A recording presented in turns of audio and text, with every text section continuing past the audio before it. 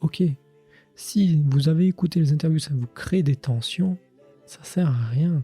Le but n'est pas de créer de la tension, de vous dire « Ah ben non, ben lui il arrive et moi j'y arrive pas ». Non. Ben s'il y arrive et vous n'y arrivez pas, ok, point. Ça veut dire que c'est pas fait pour vous ce chemin-là. Vous n'avez pas à marcher sur ce chemin-là, marchez sur un autre. Marchez sur celui qui vous inspire, qui vous donne envie, qui crée de la joie chez vous en fait.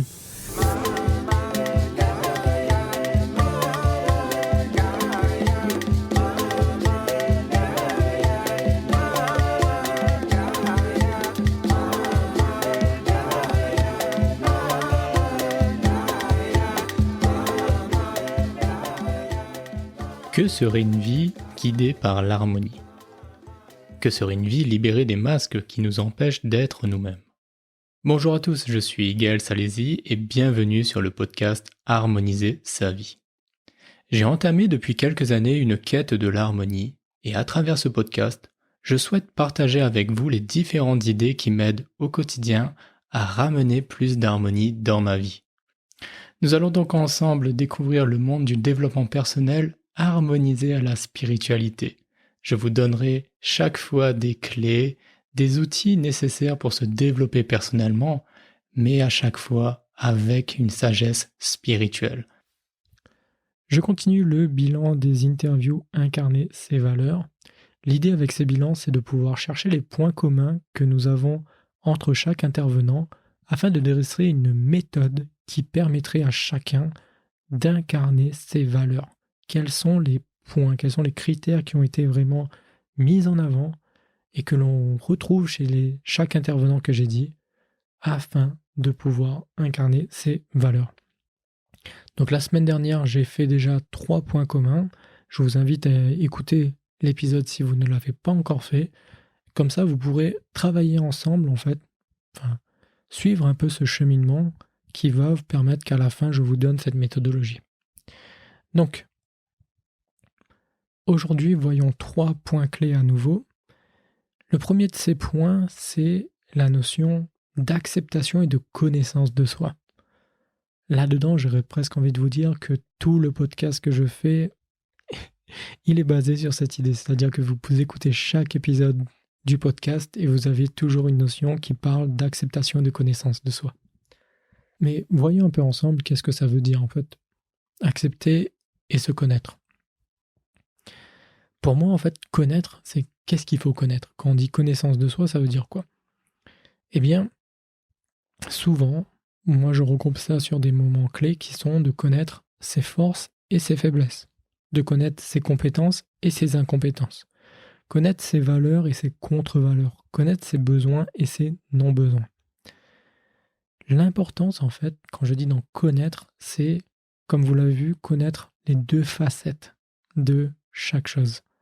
Quand je parle de force, forcément, avec les forces, il y a les faiblesses. Il y a son opposé. Toute chose marche toujours par paire. Si je dois apprendre à me connaître, je dois connaître ma part d'ombre et ma part de lumière. Je dois connaître mon côté féminin et mon côté masculin. Si je veux me connaître, avoir une bonne connaissance de moi-même, je dois connaître mes 2 facettes et non pas une seule. Connaître mon côté adulte et mon côté enfant. Connaître, comme je l'ai dit, côté féminin, côté masculin. Tout cela est super important. Il faut connaître les 2 facettes. Si vous n'en connaissez qu'une seule, si vous vous concentrez uniquement sur, par exemple, quelles sont mes forces, quelles sont mes compétences, et vous allez négliger la connaissance de vos faiblesses, forcément, au bout d'un moment, vous allez vous retrouver dans une situation où cela va jouer contre vous. Parce que vous allez essayer de faire quelque chose auquel vous n'avez pas de force, et ça va vous poser problème. Cela va donc ramener à cette notion d'acceptation. Beaucoup de personnes ont une facilité, on va dire, et je parle pour moi principalement, où ça a été une grosse phase de ma vie, où justement je me concentrais uniquement sur ce que j'appelle la part de lumière, le bon côté que j'ai. C'est-à-dire que, ok, je suis fort là-dedans, j'ai des compétences comme si, j'ai ces valeurs-là qui sont importantes pour moi, j'ai tel besoin. Ça, c'était facile pour moi de le trouver. Par contre, à l'explorer et accepter justement qu'il y ait des parts de faiblesse en moi, ça, c'était quelque chose qui était difficile. Pour moi, je me disais, je suis que mes forces. Et je dois cacher les faiblesses en fait. Je ne dois pas avoir de faiblesses. Donc je vais montrer mes forces au monde entier. Et pendant ce temps-là, je vais essayer de travailler sur mes faiblesses, en fait, essayer de m'améliorer dans mon coin tout seul, pendant que personne ne me regarde, de manière à ce qu'à chaque fois quand je reviens devant quelqu'un, tout le monde dit « Waouh, il est fort, Gaël, il est fort, Gaël ». Malheureusement, c'est juste pas possible de faire cela. On ne peut pas être parfait. On ne peut pas être bon dans tout. On ne peut pas réussir tout. On ne peut pas avoir que des forces. On ne peut pas avoir que des compétences. On ne peut pas avoir que des bonnes valeurs, en quelque sorte. On ne peut pas avoir uniquement des bons besoins. On ne peut pas avoir besoin de tout. Ça, c'est juste pas possible. Accepter cela, c'est accepter de se dire qu'il y a des choses qu'on ne pourra jamais avoir, qu'il y a des choses qui ne sont juste pas possibles de faire, et d'accepter les deux facettes. J'ai mes faiblesses, j'ai mes forces. C'est ça la notion d'acceptation. C'est parce qu'on ne essaye pas de rejeter aucune de ces choses. Je n'essaye pas de détruire mes faiblesses. Je n'essaye pas de cacher mes faiblesses. Non. Lorsque j'arrive devant quelqu'un, c'est ça la notion d'acceptation, c'est j'arrive devant quelqu'un, je lui montre mes forces et mes faiblesses. Et quand moi déjà je regarde mes forces et mes faiblesses avec autant d'amour. Je suis capable de me regarder de mon côté lumineux et de me regarder de mon côté dark, mauvais si je peux dire. Je suis prêt à me dire qu'il y a une facette de moi qui est un ange merveilleux et il y a une facette de moi qui est un démon. Les deux, je vais les regarder avec autant d'amour. C'est ça la notion d'acceptation de soi. Qu'importe la facette, on s'aime toujours. Et ça, c'est un énorme travail. Si vous voulez vraiment, la notion pour incarner ces valeurs, c'est déjà d'arriver à cela en fait. D'arriver à cette notion où on est prêt à accepter qui l'on est, qu'importe cela. Parce que lorsqu'on a fait ce travail-là, qu'on se connaît, déjà on a identifié, on a pu aller regarder, ok, mon côté lumineux c'est celui-là, mon côté dark, mon côté démon c'est celui-là, et on est parti explorer ça.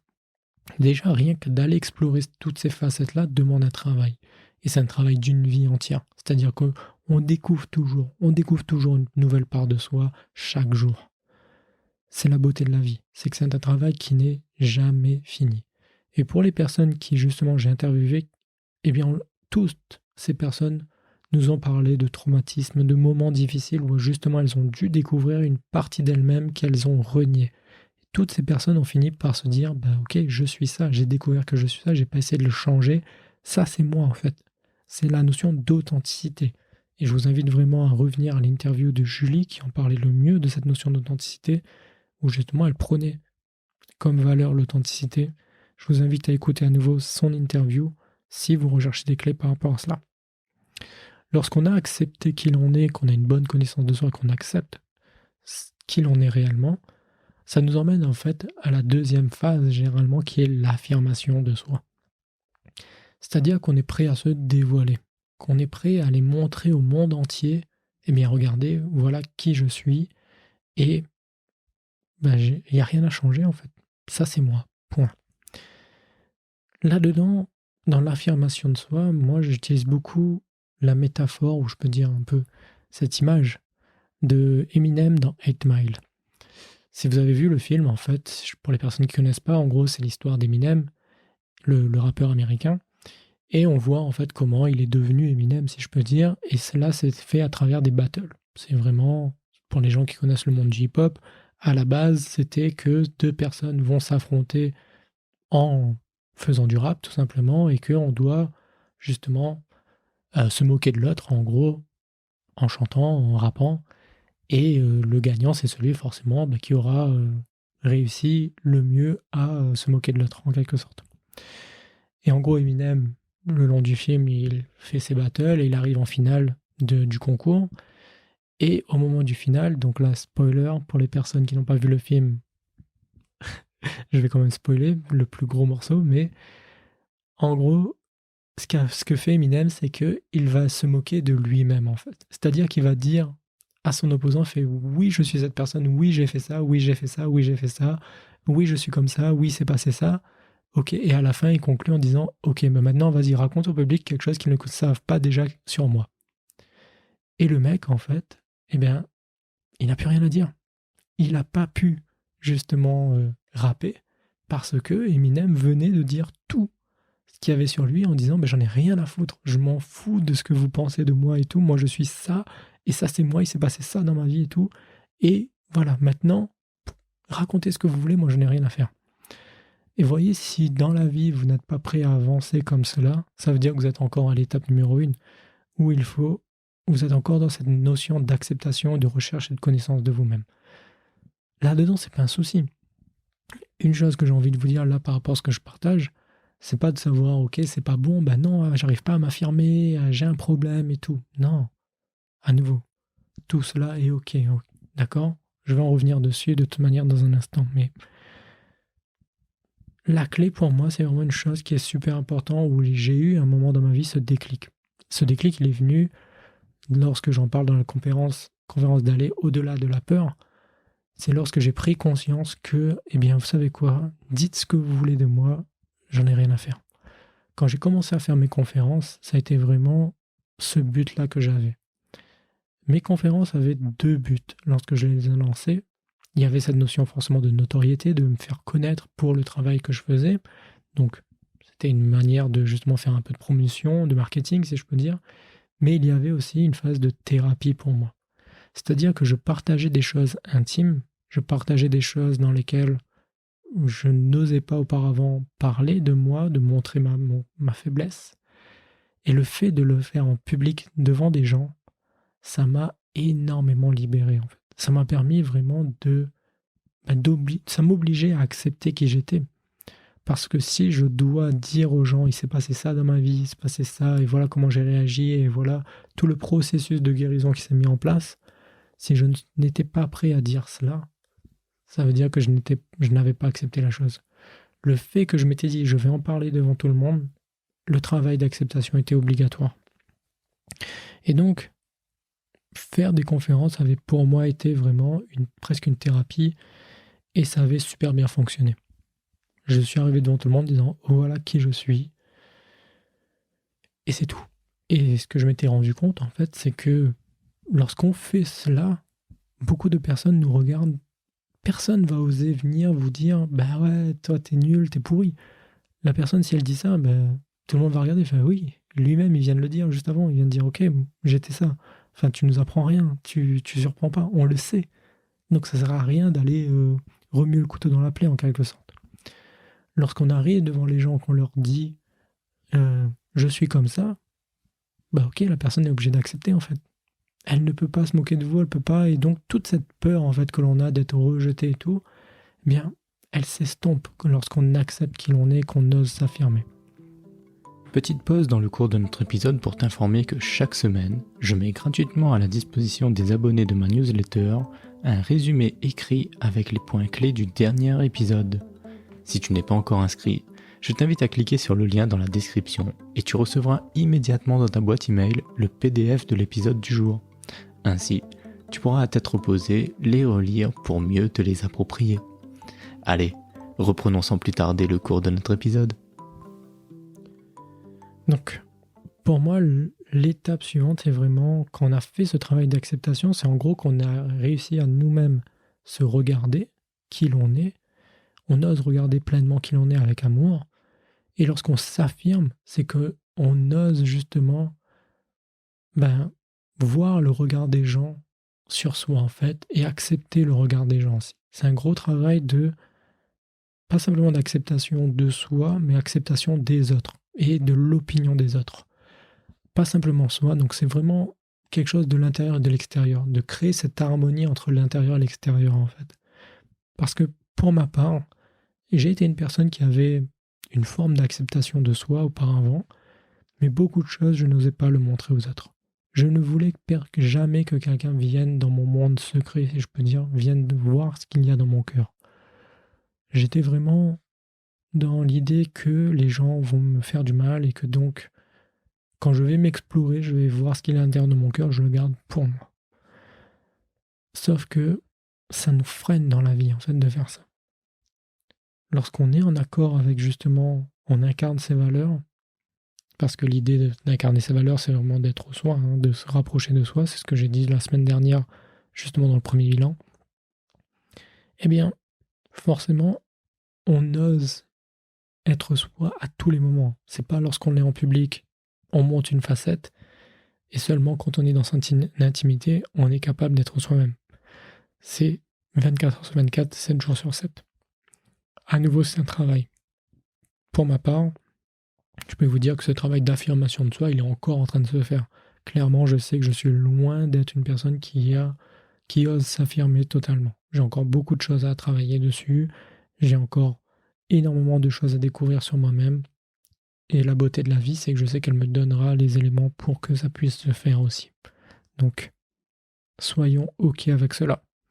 Et d'ailleurs, ça m'amène à cette troisième phase. Tout est toujours OK. Parce que si on reprend les 2 points que je viens de vous dire, le travail d'acceptation de soi, le travail de connaissance de soi, le travail d'affirmation de soi, c'est un processus qui prend une vie entière. On n'y arrivera pas comme ça, c'est un processus. C'est pas du jour au lendemain, ah c'est bon, je m'accepte, ah c'est bon, je me connais, ah c'est bon, je m'affirme. Non. Vous pouvez ressentir que vous êtes OK en phase avec cela aujourd'hui, et dans 3 mois, ce ressenti n'est plus du tout là en fait. Vous allez osciller entre les choses, et c'est OK. C'est juste normal. L'évolution est un processus. Ce n'est pas un changement instantané. Si vous n'êtes pas encore prêt à accepter une part de vous-même, c'est OK. Si vous ne vous connaissez pas encore suffisamment, c'est OK. Si vous ne souhaitez pas vous exposer au monde entier, c'est OK. Tout est toujours OK. Acceptez où vous en êtes là maintenant. Ne vous comparez pas aux autres. C'est pas parce que je suis en train de parler d'acceptation de soi, de connaissance de soi, d'affirmation de soi, que les intervenants vous ont parlé de certaines choses qu'ils étaient capables ou qu'ils ont pu faire, que ça veut dire que vous devez absolument faire la même chose. Non, chacun a son processus. Chacun suit son chemin. Chacun vit la vie comme elle doit être faite pour chacun. Nous avons notre propre rythme. Nous avons notre propre chemin d'évolution. Il est propre à nous-mêmes. L'idée d'avoir interviewé des personnes, pour moi, c'était juste de se dire, OK, c'est possible. Voilà un chemin qui existe. Voilà une personne qui a parcouru un certain chemin. Voilà ce qu'elle a découvert sur ce chemin. Est-ce qu'il y a des choses qui vous inspirent là-dedans, vous donnent envie d'y aller? Et est-ce que ça crée une émotion de joie, en fait, de vous dire, oui, c'est possible. OK. Si vous avez écouté les interviews, ça vous crée des tensions, ça sert à rien. Le but n'est pas de créer de la tension, de vous dire ah ben non, ben lui il arrive et moi j'y arrive pas. Non. Ben s'il y arrive et vous n'y arrivez pas, OK, point.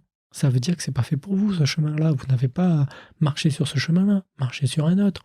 Marchez sur celui qui vous inspire, qui vous donne envie, qui crée de la joie chez vous en fait.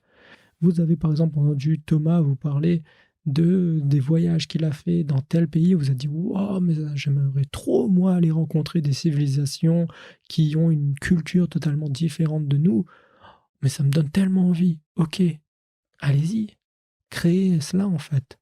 Ça vous a inspiré, ça vous a donné envie. OK, c'est peut-être un chemin.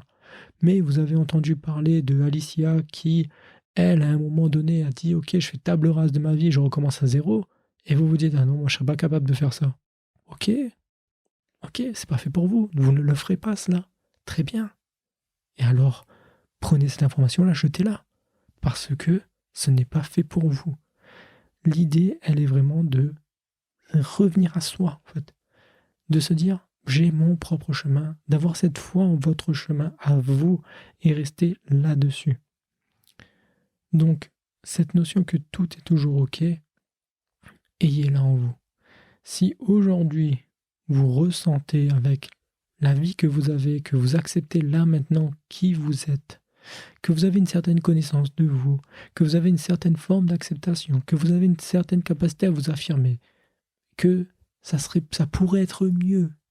Mais là maintenant, vous vous dites, mais moi j'apprécie comment je suis. Point, c'est le plus important. Si vous aimez là, à l'instant T, vous ressentez de l'amour pour vous, appréciez-le. Vraiment, prenez le temps de vous dire, mais oui, je m'aime, et ça fait du bien de s'aimer. Là, maintenant, ce que je ressens pour moi, ça me fait du bien. Eh bien, appréciez-le. Si là, au contraire, vous êtes en train de vous dire, Michael, là, franchement, si tu me demandes de me connecter à comment je me sens, est-ce que je m'apprécie, est-ce que je me connais, est-ce que je m'accepte, est-ce que je suis capable de m'affirmer, que ça, c'est tendu à l'intérieur de moi, j'aime pas ça, ok. Alors, à votre échelle, qu'est-ce que vous pouvez faire pour changer cela? Quel est le plus petit pas que vous pouvez faire? Quelle est la première petite chose que vous pouvez faire pour changer cela? Dans tous les épisodes du podcast, je vous donne des clés pour cela. Allez vous inspirer du podcast s'il le faut. Contactez quelqu'un, contactez un coach, un thérapeute. Faites-vous aider si vous vous dites, mais là, j'y arrive pas tout seul. Ok. Mais juste, dites-vous que ne vous mettez pas une pression, en fait. Ne vous dites pas, je dois absolument changer cela, c'est pas possible, c'est... Ok, si c'est ce que vous ressentez alors et que vous agissez, tant mieux. Parce que ça veut dire que cette espèce de je dois là crée une impulsion et crée un changement chez vous et le départ d'un changement. Très bien. Si par contre cela crée une tension et que ça vous freine et ça vous... Au contraire, c'est en train de vous empêcher d'avancer dans la vie, ça vous empêche d'aller de l'avant, faites une pause. Faites une pause vraiment et dites-vous juste, mais est-ce que c'est réel ça? Cette tension-là, est-ce qu'elle est réelle? Est-ce que j'ai vraiment besoin de me mettre une tension là, maintenant, tout de suite? Au moment où je suis en train d'enregistrer là le podcast, il est dimanche. Et c'est calme en fait. Enfin, vraiment, j'ai rien à faire. Je peux vous dire honnêtement, je suis dans une phase où j'ai aucune pression de obligation à faire ce podcast là maintenant. J'ai aucune obligation à faire quelque chose. Là maintenant, je pourrais me poser et ne rien faire. Et ça ne changerait strictement rien à ma vie en fait. Je ne ressens aucune obligation de quoi que ce soit maintenant. Je fais le podcast parce que j'en ai envie. J'ai envie de partager ça avec vous. C'est ça là qui me pousse en fait à aller de l'avant. Et vous voyez, parfois, on se met des tensions. On se met en fait cette espèce de pression là qu'on doit absolument faire du développement personnel, on doit absolument s'améliorer. Soufflons un coup. Juste un moment, on fait une pause là. Tout de suite là maintenant. Est-ce que là maintenant tout de suite tu es obligé de faire ça? Si tu le fais pas pendant 5 minutes, ça va faire quoi? Est-ce que ça va changer quelque chose si pendant 5 minutes, là, tu ne fais pas cela, tu te déconnectes de cette tension-là? Qu'est-ce que ça fait? Essayons. 5 minutes de déconnexion, de juste... Je suis bien. Là, maintenant. Je m'accroche à quelque chose qui me rend heureux. Je m'accroche à quelque chose qui me fait du bien. Et j'en profite. J'apprécie ce moment-là. J'apprécie vraiment tout l'amour que j'ai pour moi-même. Je m'apprécie. Je me connais à un certain niveau. Je m'accepte à un certain niveau. Je m'aime à un certain niveau et je suis prêt à m'affirmer à un certain niveau. Et c'est OK. Parce que là, maintenant, tout de suite, à l'instant T maintenant, c'est ce dont j'ai besoin. Et c'est exactement ce dont j'ai besoin. Et je suis heureux que les choses soient comme cela là maintenant. Et j'apprécie ce moment-là. Ça fait énormément de bien. Ça fait énormément de bien de juste se connecter à cela. Donc régulièrement faites-le. Vous voyez, chassez l'attention et connectez-vous vraiment à l'instant T, parce que tout est toujours OK à l'instant T. Vous êtes toujours au bon endroit, vous êtes toujours sur le bon chemin à chaque moment. Ayez confiance. La vie a toujours plein de cadeaux pour nous. Cette foi en la vie doit toujours être présente. Enfin voilà, j'ai un peu digressé, si je peux dire, par rapport à ce que je partageais aujourd'hui. Donc je reviens vraiment à la notion d'incarner ses valeurs. 3 points importants qui étaient l'acceptation et la connaissance de soi en premier, en 2 l'affirmation de soi, et en 3 tout est toujours OK à l'instant T. Voilà un peu une nouvelle phase de ce bilan. Je pense qu'il y aura un 3e épisode à nouveau, et derrière, je vous donnerai une méthodologie clé où je vous dirai, ok, phase 1, phase 2, phase 3, qu'est-ce qu'il faut faire étape par étape en quelque sorte pour pouvoir incarner ces valeurs. C'est ce que je partagerai ensuite durant ces jeudis d'incarner ces valeurs.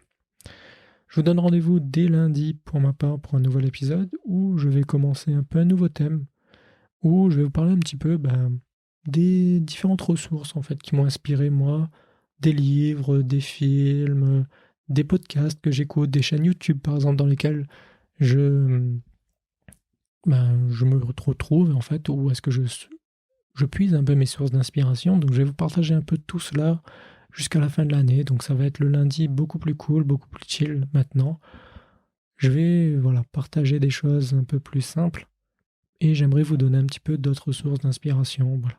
Ce qui, moi, dans mon cheminement, en fait, m'a inspiré. Donc on commencera dès lundi de manière très simple. J'aimerais vraiment qu'on commence pour presque les personnes qui débutent, qui s'intéressent tout simplement au développement personnel et spirituel pour la première fois et qui recherchent des choses très simples, sans complications pour pouvoir s'inspirer. Je vais vous donner les romans incontournables du développement personnel pour moi. Et je vais vous dire qu'est-ce que moi j'ai ressenti lorsque je les ai lus, pourquoi pour moi ils sont importants en fait. C'est que mon avis. Je vous donnerai uniquement mon avis, pas basé sur la liste de je ne sais trop quoi. Ça sera uniquement ce que moi j'ai vécu personnellement. Donc voilà, ce qui sera le nouveau thème du lundi. D'ici là, si ce que j'ai partagé aujourd'hui vous a inspiré, à nouveau, je vous invite comme chaque fois à méditer sur cette idée, sur cette prise de conscience et vous demander quelle action vous allez mettre en place, quel changement vous allez mettre en place dans votre vie suite à cette inspiration. De même, si cela, pour vous, vous pensez que ça puisse inspirer quelqu'un de votre entourage, partagez-lui l'épisode. Je suis sûr que ça peut contribuer au mieux-être d'autres personnes. D'ici lundi, je vous souhaite plein de joie, plein de paix, plein d'harmonie. Et je vous dis, comme à chaque fois, n'allez jamais à l'encontre de ce que vous dit votre cœur. Bye bye. Li même gros moment, la cadeau, la vie, de l'eau pour nous boire, bardou avec la nuit.